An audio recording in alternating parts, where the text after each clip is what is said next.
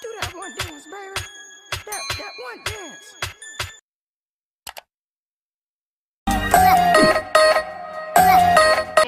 Assalamualaikum warahmatullahi wabarakatuh. Halo, apa kabar semuanya?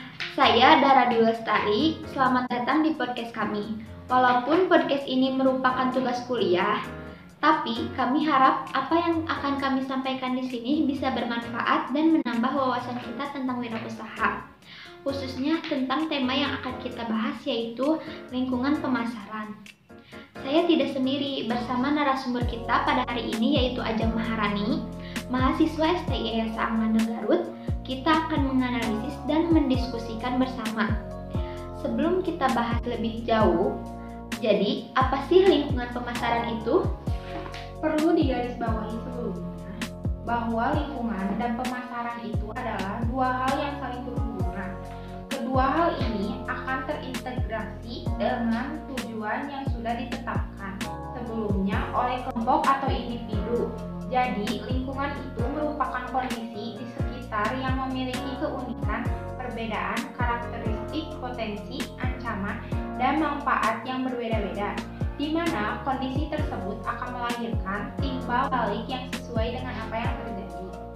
Sedangkan pemasaran adalah kombinasi kegiatan yang saling berkaitan guna mendapatkan informasi perihal kebutuhan konsumen dengan adanya penciptaan, pertukaran, dan penawaran produk ataupun jasa yang memiliki nilai serta untuk mengembalikan kegiatan promosi, pelayanan, penyaluran, hingga keperluan konsumen bisa terpenuhi dengan baik pada suatu keuntungan tertentu. Oh, jadi lingkungan pemasaran itu bisa disimpulkan para pelaku dan berbagai kekuatan yang berada di luar pemasaran yang mampu mempengaruhi kemampuan usaha atas suatu perusahaan dalam meraih tujuannya. Iya betul, seperti halnya kita dalam bersosialisasi tertentu akan dipengaruhi oleh lingkungan tempat tinggal kita bergaul, baik dan buruknya. Nah, lingkungan pemasaran pun bersifat demikian, akan mempengaruhi usaha kita, baik itu menguntungkan atau merugikan. Dan dalam lingkungan pemasaran juga ada lingkungan pemasaran internal dan eksternalnya juga. Wah, jadi apa itu lingkungan pemasaran internal dan apa itu lingkungan pemasaran eksternal? Serta apa pengaruhnya bagi pemasaran itu sendiri? Garis besarnya sih yang saya pahami, internalnya lingkungan pemasaran itu seluruh kegiatan internal perusahaan yang bisa dikontrol untuk meraih tujuan dan menjalankan strategi pemasaran. Pihak pemasar akan melakukan pengendalian atau aturan atas berbagai kegiatan tersebut.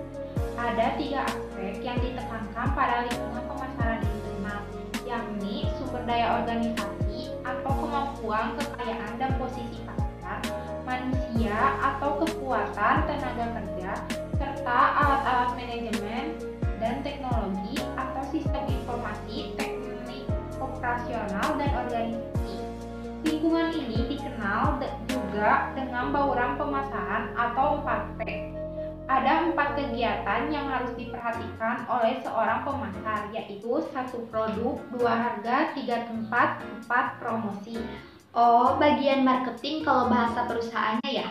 Iya, dan ada juga lingkungan pemasaran eksternal, yaitu lingkungan pemasaran yang berasal dari luar dan tidak dapat dikendalikan secara langsung oleh perusahaan, mau tidak mau memaksa perusahaan untuk bersikap adaptif.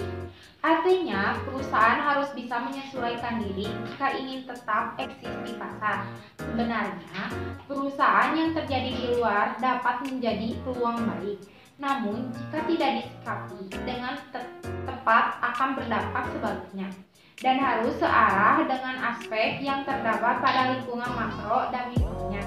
Lingkungan makro yang meliputi 1 aspek demografi, yang kedua aspek ekonomi, yang ketiga aspek sosial budaya, yang keempat aspek teknologi, yang kelima aspek hukum dan politik. Lingkungan mikro berhubungan dengan pelaku-pelaku yang aktif berperan dari luar perusahaan meski keberadaan mereka di luar perusahaan. Eksistensinya memberikan pengaruh yang cukup signifikan. Walaupun begitu, perusahaan tetap bisa mengendalikan ini pun membutuhkan usaha yang cukup besar. Berikut adalah pihak-pihak yang dimaksud. Yang ke-1 aspek penyedia atau pemasok, yang kedua aspek pesaing, yang ketiga aspek pelanggan, yang keempat aspek perantara. Ternyata lingkungan bisnis telah didefinisikan sebagai totalitas faktor fisik dan sosial yang dipertimbangkan secara langsung dalam perilaku pengambilan keputusan individu dalam organisasinya ya. Dan semua itu akan mempengaruhi kelangsungan bisnis itu sendiri. Itulah sebabnya perusahaan harus memiliki strategi untuk tetap survei di tengah persaingan bisnis, baik lingkungan eksternal maupun internal. Keduanya bisa dilihat secara makro dan mikro. Manfaat perspektif makro dan mikro ini untuk mengidentifikasi penyesuaian apa yang harus dilakukan oleh perusahaan sebagai bentuk adaptasi.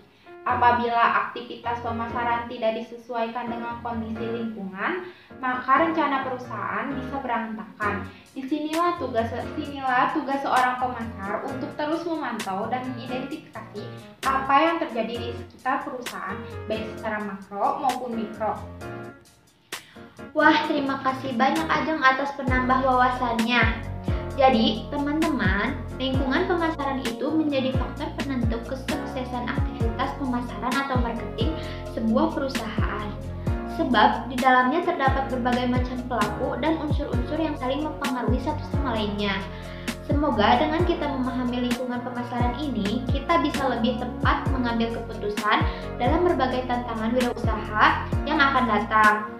Mungkin dicukupkan sekian untuk diskusi pada hari ini. Terima kasih kepada narasumber kita dan terima kasih juga kepada dosen yang telah membimbing kita. Sampai jumpa lagi. Wassalamualaikum warahmatullahi wabarakatuh.